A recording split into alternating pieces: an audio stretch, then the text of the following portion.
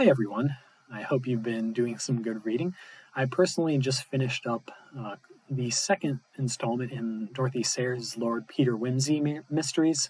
It's called Clouds of Witness, and it's not one of the most well-known of the Lord Peter Wimsey mysteries, but I did enjoy it, and I found that it had the same enjoyable character elements and charm that made me really enjoy the first mystery in this series, Whose Body?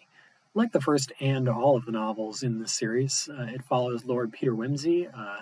Lord of the British aristocracy, and in this installment, he is away on vacation following his previous case, just to clear his head for a little bit. Meanwhile, some of his family members and their friends are staying at a house in the British countryside when the fiancée of Lady Mary, who is Lord Peter's sister,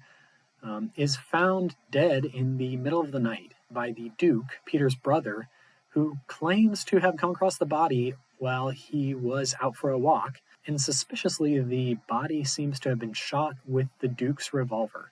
And naturally, these circumstances do not look good for the Duke, and he is arrested and charged with murder. Peter discovers all of this via his friend on the police force,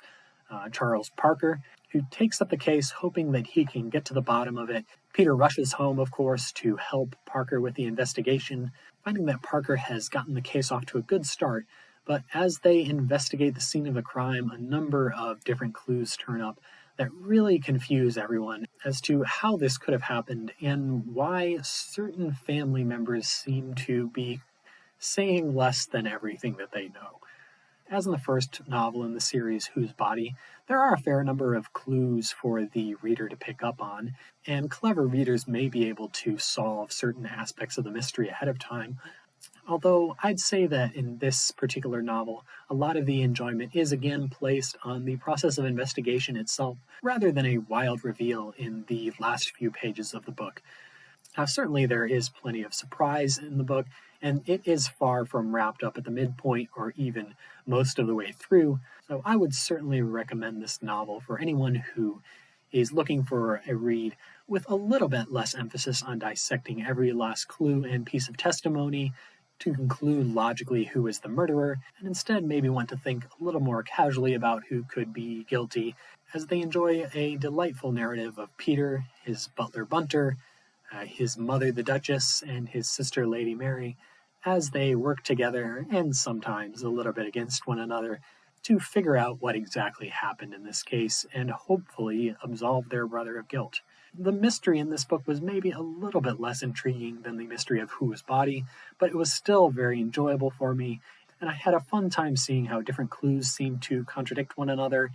and at times place certain beloved characters in jeopardy. The rural British setting and environment in this mystery is established in a way that surprisingly I really enjoyed, and it managed to feel unique to me in spite of the fact that I've probably read at this point 10 or more of these British country house murder mysteries. In fact, if you've read the classic Wuthering Heights, which is of course not actually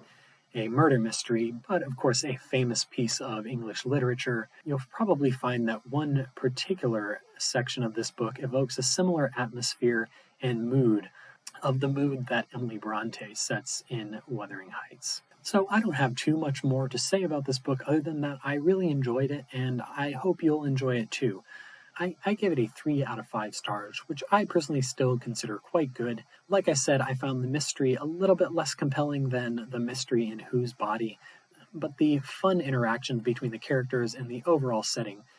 still made up for that in a way that I enjoyed this book quite a bit. In fact, I think this setting on the moors is alluded to in the title of the book and sometimes in the cover art.